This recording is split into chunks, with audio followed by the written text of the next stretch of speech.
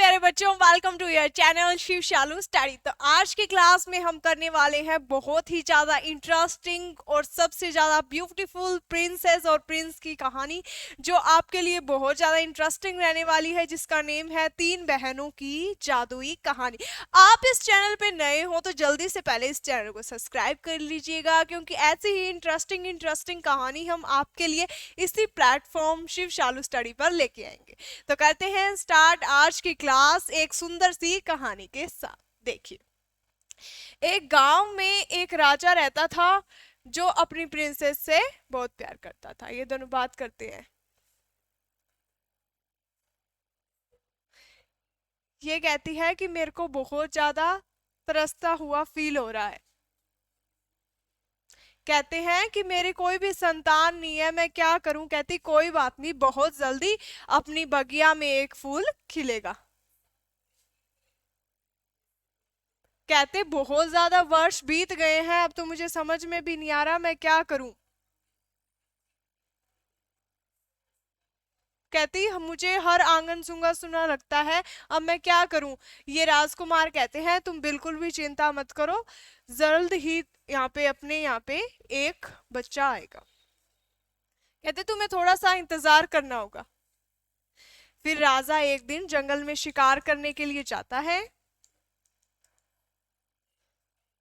उनका ध्यान एक झाड़ी की तरफ जाता है जहाँ पे एक अजगर होता है।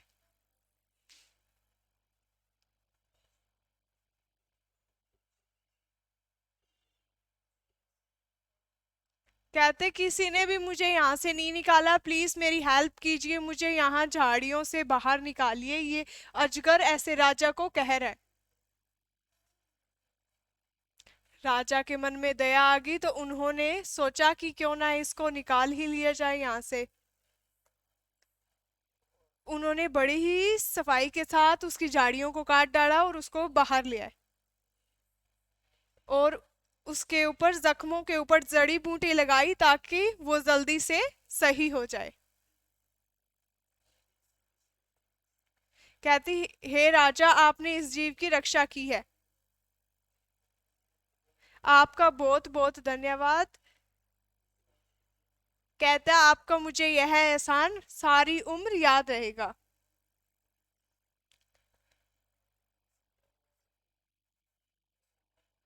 कहती मैं किसी के काम आ सकूं, ये मेरा सौभाग्य होगा। 1 सेकेंड।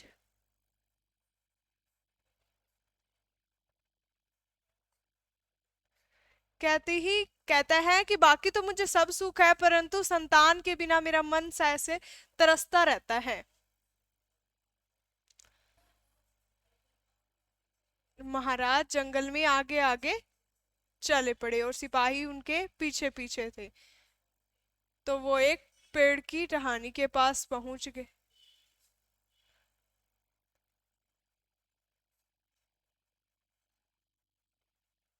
1 सेकेंड, इसका थोड़ा सा क्वालिटी मैं सही कर दूं, बाकी कोई बात नहीं। डन। इसकी थोड़ी सी क्वालिटी एचडी कर देते हैं, बस डन। कहती मैं उसे समझा दूंगा।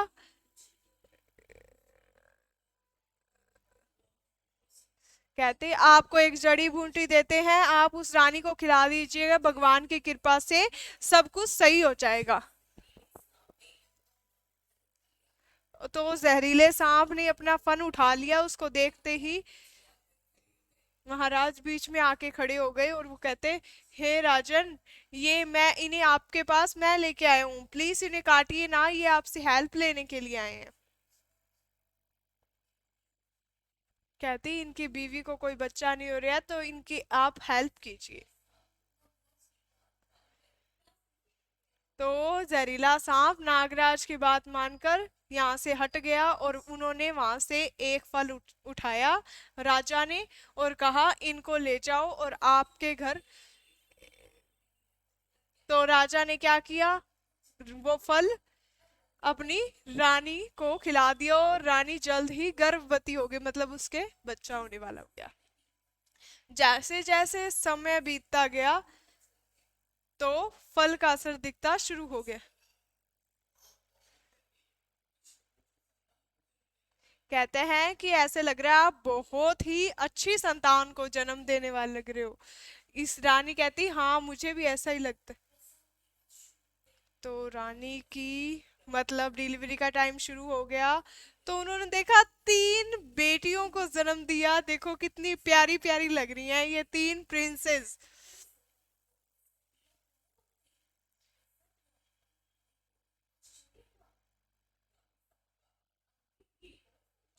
तो उन्होंने कहा अभी आपकी एक संतान और है, आपके अभी भी दर्द हो रहा है।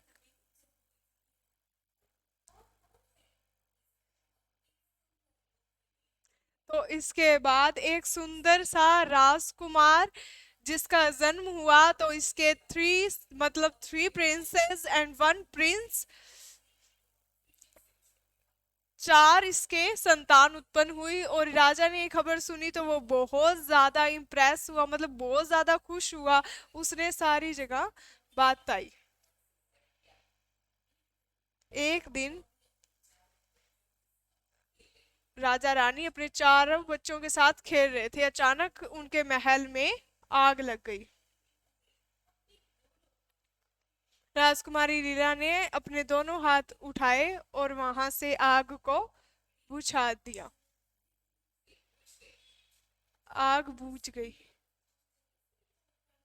सारे लोग आश्चर्य से यह चमत्कार देखते रह गए।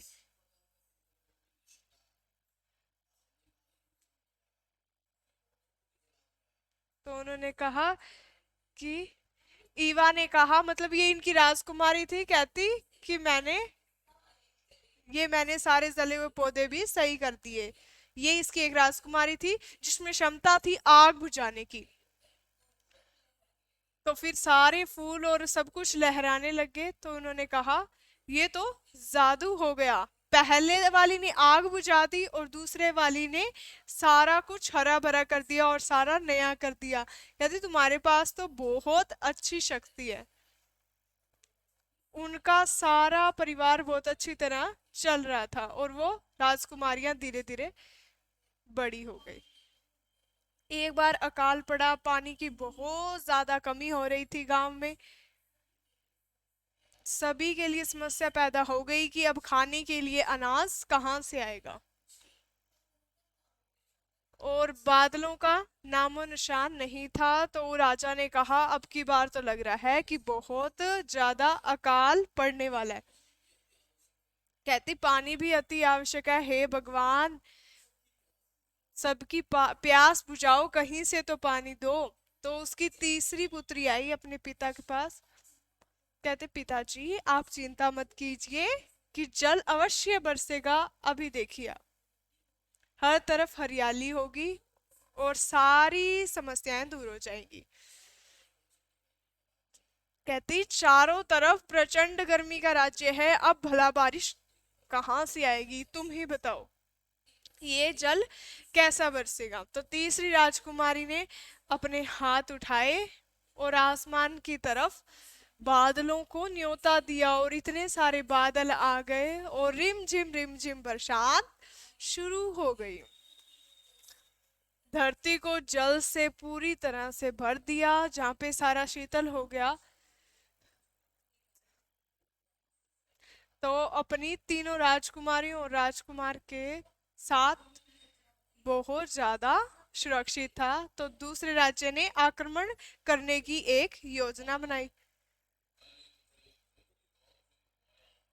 तो उन्होंने कहा कि मैंने तुम्हें एक जरूरी काम से बुलाया है इस बुढ़िया को।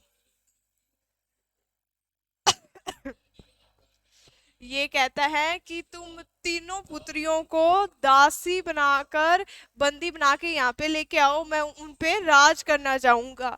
तो ये कहती कि ठीक है, जादू की छड़ी लेके वहां पे चल गई और तीनों राजकुमारियों के पास पहुंची।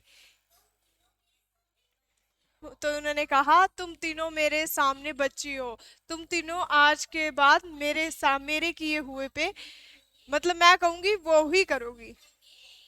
तो कहती मैं तुमने दिन में तारे ना दिखा दूं तो बता देना। इसने सारे पेड़ों में आग लगा दी। ये भी असहाय हो गई क्योंकि ये भी कुछ नहीं कर सकी और इन्होंने बंदी बना लिया इसको। इस इस प्रकार राजा और सेना लेकर आपस में लड़ते रहे। राजकुमार तलवार लेकर युद्ध की ओर चले, अस्त्र शस्त्र को नाकाम करके और उसको मार डाला और उसकी जादुई छड़ी को भी खंडित कर दिया। तो इस प्रकार उन्होंने तीनों राजकुमारियों को, अपनी बहनों को बचा लिया और सारी लड़ाई को खत्म कर दिया। इस प्रकार और तीनों राजकुमारियां और राजकुमार बहुत ज्यादा खुश थे, बरसात लेके और युद्ध से डर कर। ठीक है, तो इस प्रकार इन्होंने अपने राज्य को बचाया, तीनों की शक्तियां, और चौथा अस्त्र शस्त्र से इन्होंने अपने राज्य को बचाया।